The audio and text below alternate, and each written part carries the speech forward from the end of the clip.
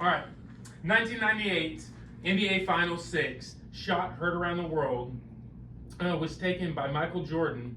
We saw it once, but he trained for that moment his whole life. My credibility is I started in law enforcement about 17 years ago. I've been a patrol captain, a patrol lieutenant, training coordinator. I train at the basic academies. This is important for you as officers with the Personnel Police Department because being able to train more hours will make you more effective and safer. With training evolving continuously, I urge the department to mandate more hours annually to better train officers in areas of their job. Today, I will persuade you that as officers, it is important to obtain more than just the minimal required hours for continuing education.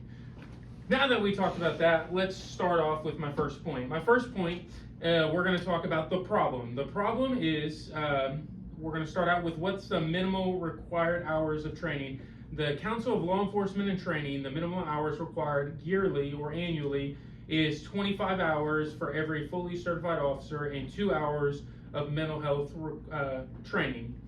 Now, according to Jack Date of the ABC News in his 2023 article titled "Why Police Training in the U.S. Falls Short Compared to the Rest of the World," the U.S. police officer trains significantly less than the overseas counterparts. There are some other places that train up to 4 years before they even start on the street, where for us, it's a 4-month academy. Now, one of the problems with this, with it only being 24 hours or 25 hours a year that you annually do, you can only focus on maybe 1 to 2 areas annually. And that's a problem because our job has multiple areas that you need to focus on. And now I'm going to go into, with this being the problem, let's talk about what the problem causes.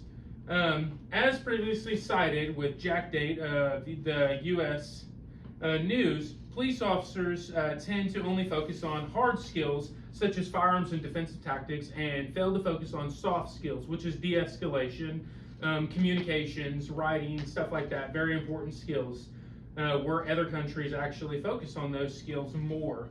According to Kaija Ritterbusch of the U.S. News, in their 2022 article titled "Cops Are Turning to Jiu-Jitsu to Curb Harmful Force, Boost Mental and Physical Health," officers who weren't training in additional BJJ training were using tasers 23% more of the time than their trained counterparts. Also, according to the ICFIDIS blog, in their 2022 article, "Why Cops Don't Train," a study, one of the biggest things they talked about is it was a fear of getting injured off duty. With the department not focusing on allowing us to train on duty, officers off duty weren't doing it because if they got injured, then they couldn't provide and couldn't work. Whereas if they were training on duty and got injured, they would be covered by workers' comp and be taken care of through the department and still allowed to pay, which is an important thing to pay us to train. Now let's talk about the solutions.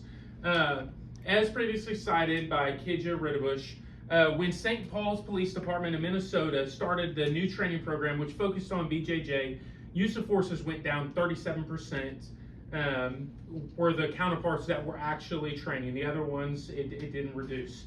According to Chief Michael A. Assad Jr. of Police One in his 2005 article titled "Why Leaders Should Let Cops Lift on the Clock," he spoke about the benefits of allowing officers to lift on duty, which boosted physical health, and then it also boosted mental health. Fit people usually are better with their mental health. It all goes hand in hand. Fitness, mental health, and spiritual health all go hand in hand, and he allowed his officers to do it on duty. The last solution that I would have with those two going with it, forcing jiu-jitsu to lower that and allowing working out on duty, the last thing would be departments changing policies to raise the standard. Instead of just following the minimal standard that the state legislation requires, departments should force higher, double, triple, quadruple, whatever they can, so that it allows officers to go on duty. In conclusion, today I have persuaded you of the problems of officers getting only minimal training hours then turns your attention to what will cause if this continues to happen before telling you some of the solutions to the issue. With training evolving continuously, I urge the department to mandate more training hours annually to better train officers in more areas of the job.